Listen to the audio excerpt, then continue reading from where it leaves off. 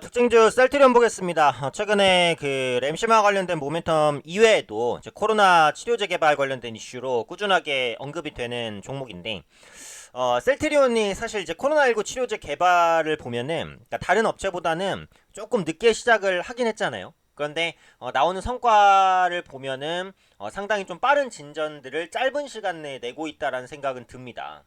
물론 이제 코로나19가 유럽과 미국 지역에서 좀 정점을 찍은 게 아니냐, 이제 이런 희망 섞인 말들도 나오고 있지만, 어쨌든 당분간은 사회적 거리두기가 글로벌적으로 지속될 수밖에 없어요. 그리고 코로나19가 안정이 된다고 해도 언제 다시 확산이 될지 모르는 것이기 때문에 최소 몇 개월간은 조심할 필요가 있거든요. 그런 관점에서 코로나19 관련된 종목군들이 쉽게 꺾이기는 좀 어렵다.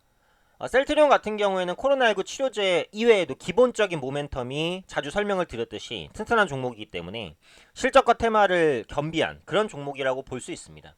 그래서 새롭게 체크된 이슈가 이제 코로나19 치료제 최종 항체를 선정했다라는 부분이죠. 그래서 항체라는 것은 전에도 설명드렸습니다.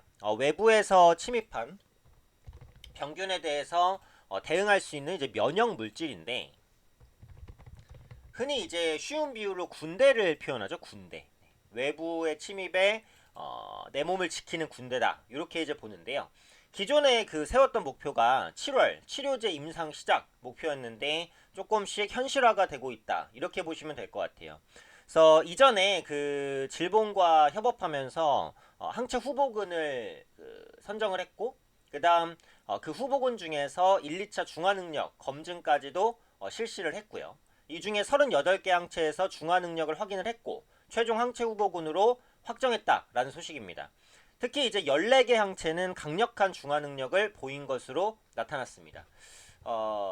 이 중화 능력이라는 것은 일단 개발 단계를 보시면은 항체와 바이러스를 혼합해요. 숙주세포의 일부로 강명을 시키고 항체에 의해서 세포가 살아나는 정도를 알아보는 시험법인데, 이게 이제 항체 치료제 개발에는 반드시 필요한 과정이라고 합니다. 그래서 이 중화 능력 테스트를 진행을 했고, 최종 항체 선별까지 성공을 했기 때문에 앞으로 이제 치료제 개발까지 조금 더 다가갔다, 이렇게 이제 보는 거죠. 하지만 항체를 최종적으로 선별했다고 당장 이제 그 치료제를 개발할 수 있는 건 아닙니다. 지금 셀트리온에서 밝힌 코로나19 치료항체 개발 프로세스를 한번 보시면 이렇게 단계별로 되어 있거든요. 그러니까 첫 번째는 회복 환자의 혈액 샘플을 채취하고 항체 후보 유전자 집합체를 구축하고 그 다음에 치료 항체 후보를 선별해요. 근데 여기서 이제 그 최종 항체를 선정했다라고 하니까 사실상 3번까지는 거의 완료가 됐다, 이렇게 볼 수 있죠.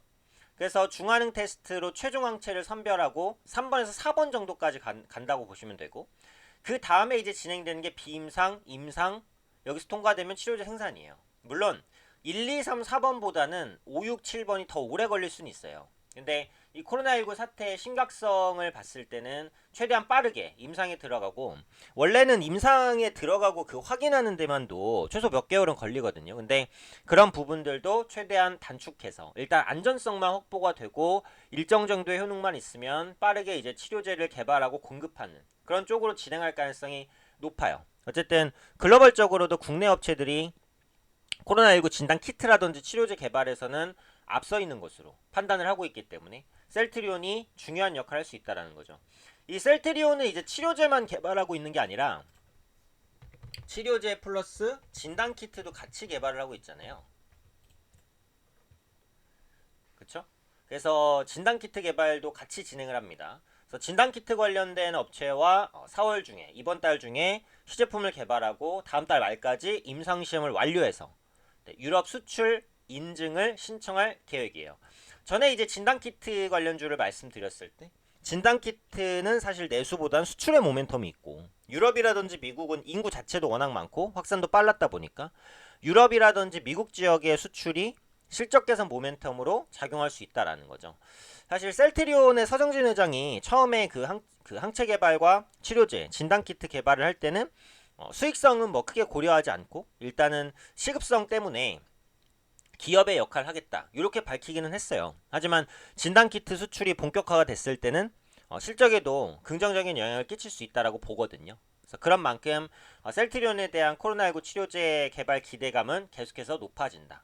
전에도 말씀드렸듯이 지금 셀트리온이 24시간 가동 체제를 구축하면서 최대한 빠르게 치료제를 생산하려는 그런 커리큘럼을 짜고 그대로 시행을 하고 있어요. 그래서 아직까지는 그 셀트리온이 코로나19에 대한 그 치료제 개발을 진행하기로 계획했던 초반의 그 계획에 들어맞게 잘 가고 있어요. 그런 관점에서 지수도 호응을 하는 것으로 보이죠. 오늘 시장이 괜찮았다면은 오늘의 그 셀트리온의 상승폭 7%대를 지킬 수 있었을지도 모릅니다. 근데 시장 자체가 워낙에 좀 안 좋기 때문에 눌렸던 부분이고, 셀트리온 제약 같은 경우에는 이제 더 크게 급등을 했죠. 주의가 걸렸기 때문에 변동성이 좀 커질 수 있다라는 부분은 염두를 해두셔야겠습니다. 어쨌든 결론적으로는 코로나19 치료제에 한 발 더 다가선 셀트리온이다. 이렇게 보시면 될 것 같아요. 앞으로 후속 이슈도 꾸준하게 체크해드리도록 하겠습니다.